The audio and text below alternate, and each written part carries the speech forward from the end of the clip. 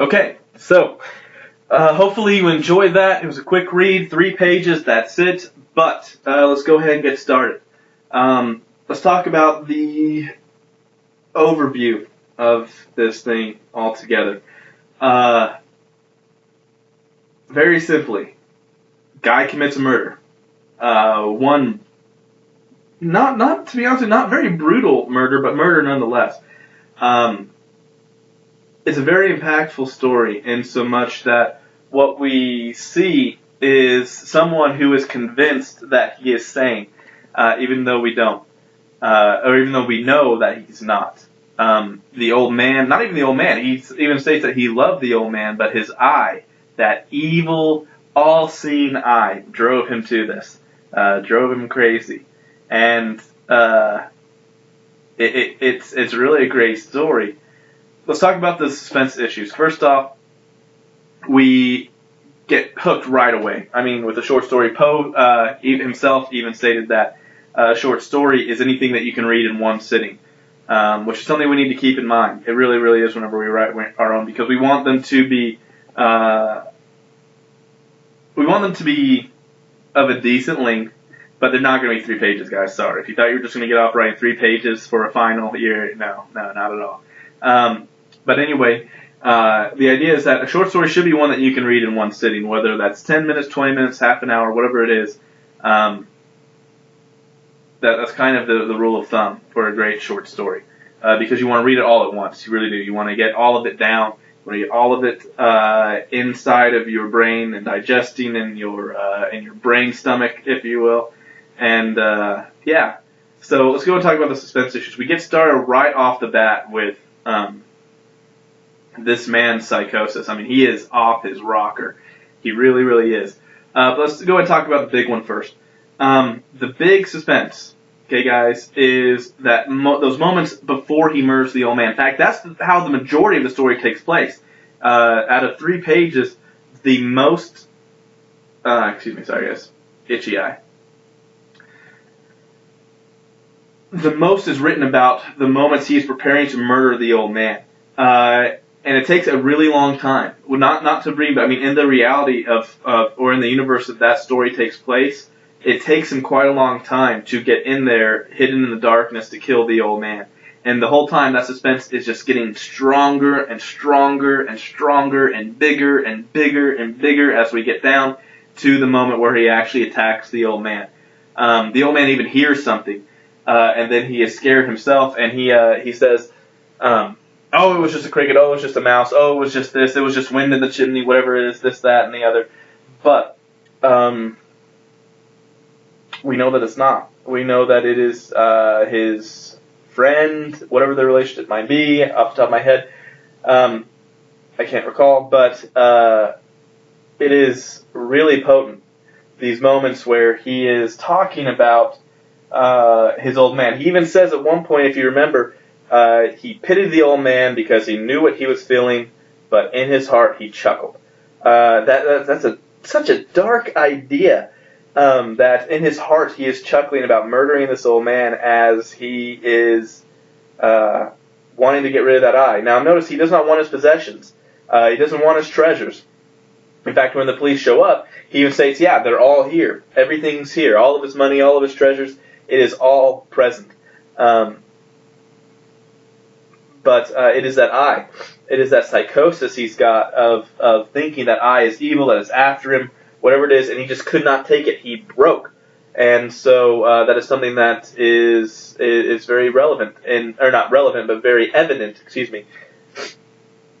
in that story. Now, the suspense is built up in a few different ways. Whenever he's entering the room, whenever he's calming himself to kind of acclimate himself to the darkness, so that the old man is feeling safe, so the old man is feeling unaware, even though he knows the old man is lying awake, afraid of whatever it is in there. Which is really kind of a terrifying feeling. I mean, think about all those times whenever you're a child, whenever you're a kid, and you watch a scary movie, it's bedtime, you're asleep, and you're not asleep in your room. You are in the dark, awake, and you're staring at the darkest point in your room. Maybe it's under your, maybe it's under your bed, maybe it's your closet, whatever it is, you feel like something is watching you. Now, as we grow up, we realize that is not a reality, that's all our imagination, and that is something that we just need to get used to. And we kind of grow out of it, to be honest with you.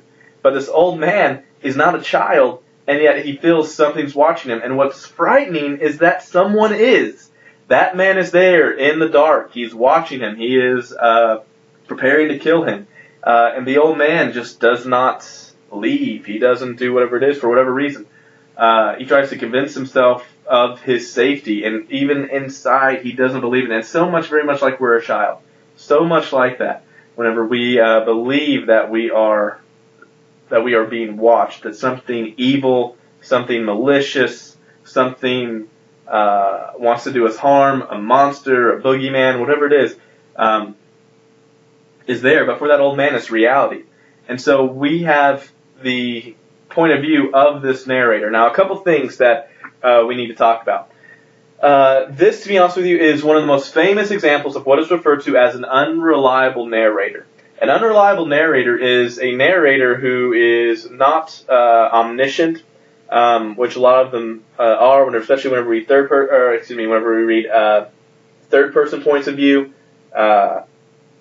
It's usually from a narrator that is omniscient, which means they see everything, they know everything about what's going on inside the hearts and minds of every character. Second person, guys, is it's a little bit more complicated, but whenever we get to kind of like the first person points of views, we have things to where we have that person's spin on whatever is going on in their life. This is probably the most second, I would guess, popular way to write, in so much that it says, I did this, I did that, she said to me, she said to him, whatever it is that's going on in the story. It takes place in that first person. It takes place from their point of view. It takes place where we get their spin on it, which makes it really hard for them to be reliable, because we are dealing with a world that is of their making in a very particular way. But an unreliable narrator is someone who we cannot trust. It is a narrator that we do not necessarily have to believe at first, and I'll tell you why. This man's crazy. He says, I'm not crazy, I'm not mad, you think I'm mad, I'm not. And there's actually a little bit of evidence to kind of support that. There's more evidence to kind of condemn that. Because let's think about this real quick. He says, I'm not mad, madmen don't think. Now, he really planned this out. It was cold, it was calculating, it was very evil, obviously, through the act itself, but I mean, whenever he says, I chuckled, because he knew it was in the old man's heart, that's just dark, that's just evil.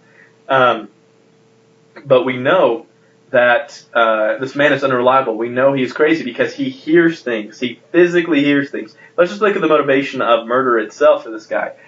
An eye. And just a glass eye, that's just not quite there. It's evil. He's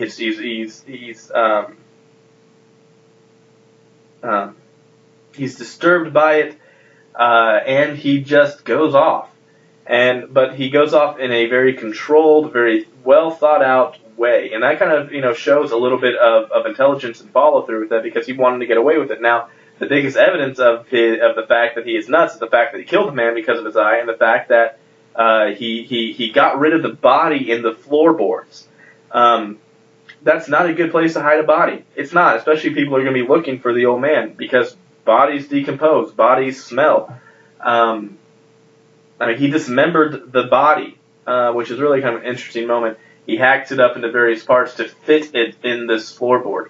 But he thinks he's going to get away with it. And he's so innocent feeling and lighthearted about whenever the police show up that he has no worries. He shows them around, this, that, and the other. He's not acting guilty. He says, oh yeah, that was me screaming, I had a nightmare. But he starts hearing the old man's heart beating. eating and underneath that floorboard, and it drives him crazy. And he thinks that these men, these police, they've got to hear it. I'm not mad. This is an auditory sound. They've got to hear this. They're just pretending. They know I killed him. They're just messing with me. They're trying to make me go mad. They are making fun of my of my act. They're making fun of me, and he just loses it. He can't handle it, and that's whenever he says, "There, under the planks, under the floorboard. That's where he is. I did the deed."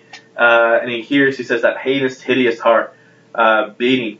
A lot of people feel that this is his guilt becoming manifest. That he has these reactions to it. That he hears it. Because inside he is guilty over killing the old man, even though it might be a subconscious thing. And in your opinion, I don't know what it is.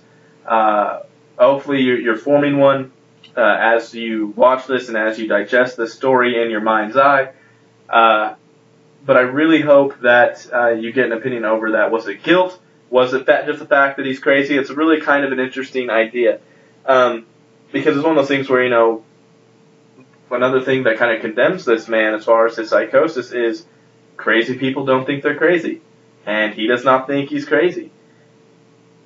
But he is, so there's definitely those bits of evidence to work with. Now, please note a couple more bits of suspense. He's lighthearted after he dismembers and hides the old man away. Whenever the three policemen come, he's completely normal, reserved, he is comfortable, but then he hears something. The beating of the heart. And it happens in little bits. Once again, like I said, we have to give little bits of suspense that overall we build tensions, because whenever you're writing your own story, guys, you need to look at the long-term plans. A lot of people just sit down and start writing, which is fine. It really, really is as a start. That's fine with a rough draft. But whenever you actually finish, whenever you actually have something planned, your writing is so much better and so much well thought out. So what you need to be thinking of as we start learning these concepts and as we start dealing with them is how you can use it, how you can chop up little bits. Because if you recall, our narrator, it starts out very subtly as he's talking with the police. It's just a small ringing, but then it gets louder, and he talks a little bit, and then it gets louder, and he talks a little bit, and it gets louder. And so what we have is these bits of tension plotted out throughout the story that creates suspense, and it creates this kind of very large, well thought out, and to be honest with you, fantastic bit of narration and storytelling overall. And so hopefully you enjoyed it. Hopefully you take that lesson from this, is that you need to break up your bits of tension, your bits of drama, your bits of your good stuff, of your good ideas, and you need to string them throughout your short story, because you want to get to a couple different points, a couple different aspects where things just get turned on their face, and you really kind of create one heck of a short story. So there's your A Telltale Heart post-lecture. I hope you enjoyed it. What you need to do now is, first off, you need to write your A Telltale Heart blog, and then you need to take your Telltale Heart content quiz, which this one is short answer as well. So make sure you're writing in complete sentences for me. Yeah. All right, guys. Once you're done with that, go ahead and click on your Monkey's Paw pre-lecture, read it, then click on your Monkey Paw post-lecture, and then get started with those things. So I'm right now, to be honest with you, I'm looking for a bit of a supplement, kind of like we did with the Breeze Blocks, to kind of show some more suspense. Just because Breeze Blocks music video that you did for our first unit was, I don't know if you like the song. I really like it. I really like the music video as well, just because I think it's pretty unique. Because a lot of filmmakers they do that reverse thing, trying to show you something that they don't do nearly as well. So anyway, looking for something like that to kind of break up the text. I don't want just short stories as well. That's just text, text, text. But short stories through other media is perfectly fine too. So looking for something like that right now. It'll probably be towards the end of the unit. Obviously, it'll be after Monkey's Paw. It'll be right before the Unit 2 discussion board. If you guys have any questions, email me. Look forward to it. Enjoy and get to work.